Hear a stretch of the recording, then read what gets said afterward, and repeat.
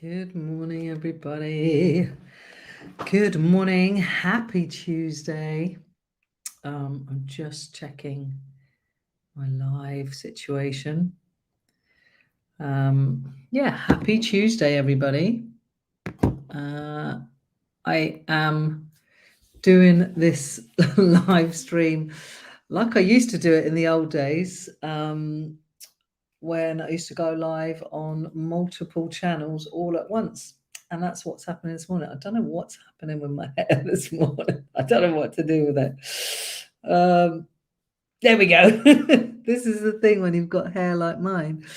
It just kind of does its own thing. There you go. Good morning, Kelly. Happy Tuesday to you.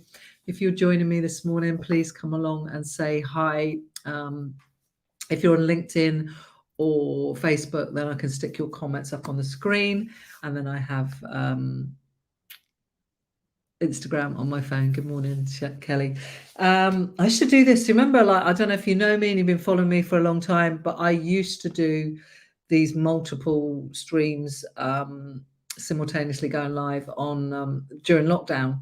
And I pretty much showed up every day at 8 o'clock during lockdown. And I loved it. I loved the connection. I think we all love the connection.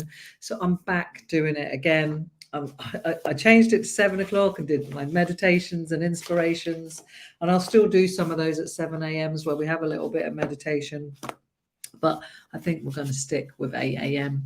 And this morning I was talking about twist or stick is what I called the live twist or stick. And it come about because, and you might be at this point in your life where you just don't know which path to take. You might be struggling with a decision. And I had this with a client really recently, and they were just really struggling and they didn't know, trying to make the decision of which way to go. Because, and maybe let me know in the comments, like, how do you make decisions? Like, what do you do because we all get stuck in our own thinking, right? And why do you fail to make decisions? Why do you procrastinate on taking the decisions, making the next step? I think a lot of it comes down to fear. And when we get to the crux of it, when I'm working with someone, it is about fear, right? It's worrying that we're going to make a mistake, that, everything's going to capitulate and we should have stuck with the status quo because it was what we knew and it felt quite comfortable. And we're just worried that we're going to make it worse. We're going to fuck up. We're going to regret it. Like, this is ultimately why we don't make these decisions, right? When we end up kind of sitting in this negative trap where it feels uncomfortable where we are or with what we have or around this decision that you need to make, but we'd rather sit with that negative trap because we're not feeling great, but we're worried about going forward and taking a new path. So it's like you're just sitting in this discomfort, and it's surprising how many of us do it. I was listening to something this morning whilst I was getting ready, and it was about like how we put off our happiness. Have you ever got something that something really joyful that is about to happen or is happening, but you won't talk about it because you're frightened that the happiness will go?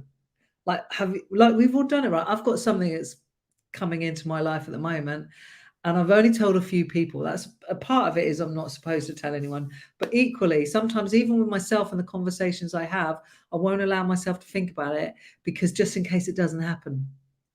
But it is happening, and I've been asked to do this thing, and I should be just feeling the joy, right? But instead, we don't allow ourselves to feel the joy because we're frightened it might go away. How crazy is that, right? It's the same kind of thing.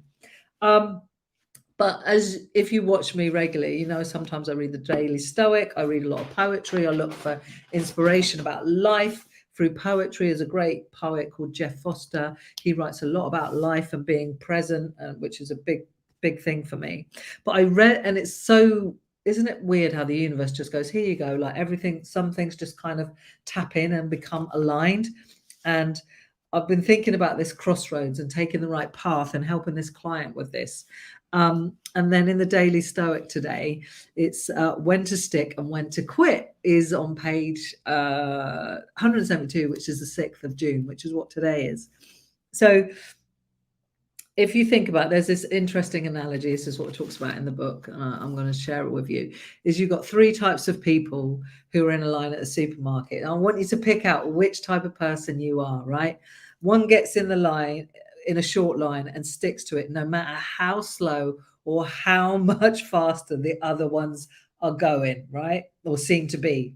Have you ever done that? You stood in that line and your line is like, you thought you've got in the shortest line, it's painfully slow. You look at all the other lines and you think, oh, I've got in the wrong line. And then there's the other person, the second type of person, changes lines repeatedly based on whatever they think might save them a bit of time, a few seconds, right? Are you that? Maybe drive like this is a kind of another analogy you could use on the motorway, right? Like we've got 3 lanes and one's really slow, but the others seem to be going faster, but we're sticking with a lane. And then you the one that's like keeps changing lanes repeatedly, and it's the same in the supermarket to try and save a few seconds. And then the third one switches only once when it's clear that their line is delayed and there is a clear alternative. So that's the 3 routes, whether you're in the supermarket line, whether you're driving down the motorway. And the third person just waits until there's no alternative. It's clear there's a blockage, and they just change then and they continue on with their day. So what type of person are you? That is my question to you. What do you think would be the most advantageous person or type of person to be? If you read the Daily Stoic, they will say that Seneca advised to be the third type of person. Just because you've begun down one path doesn't mean you're committed to it forever, especially if that path turns out to be flawed or impeded. At the same time, this is not an excuse to be flighty and to make a change. This is not your excuse to be flighty or to incessantly be non-committal. It takes courage to decide to do things differently and to make a change, as well as discipline and awareness to know that the notion of, oh, but this looks even better, is a temptation that cannot endlessly be indulged in either. I love all of that, right? So which type of person are you? And yeah, like, isn't it? It's a bit like the grass is greener on the other side. Like when you're driving down the motorway and that lane always seems faster. It's like, oh, it's quicker there. I'm going to go there. But should we constantly be changing? Should we and this is like, which type of person are you? I think this type of person will help you understand a little bit about yourself and your decision making, about which path to take, which road to go down, whatever you want to call it. But when it comes to decision making and picking A or B, which path shall I go down? I often say, like, just pick one, because you might think you know what the outcome is. You might think you know what's going to happen, but you actually don't. So try it. Give it a go. Like, try. I hate the word try. It's horrible. But give it your best shot. You can always change and take another path, or even go back to the old path if that's what you want to do. But you can never know what's going to happen. And I've done it. Like, I tie myself up in knots over not wanting to make the wrong decision. This fear that we're going to fuck up. Just make one path. Just take one and commit to it. And this is something I used to say a lot about, committing to your commitment. But we also have to know when to quit. A bit like being the person in the third lane, in the third type of person in the supermarket that sticks in the queue until they know there's no other alternative. And that's right. So that's a bit like committing to your commitment. I'm going to make this decision. Flip a coin if you have to. Okay, I'm going with this. Give it everything you've got. If you can't give it everything you've got, then you've probably chosen the wrong one. You actually did know that you wanted to pick the other one. And give it everything you've got. And then when you know that actually this is impeded, there's a blockage here, when you're sure, then you move lanes. When you know there's no other alternative.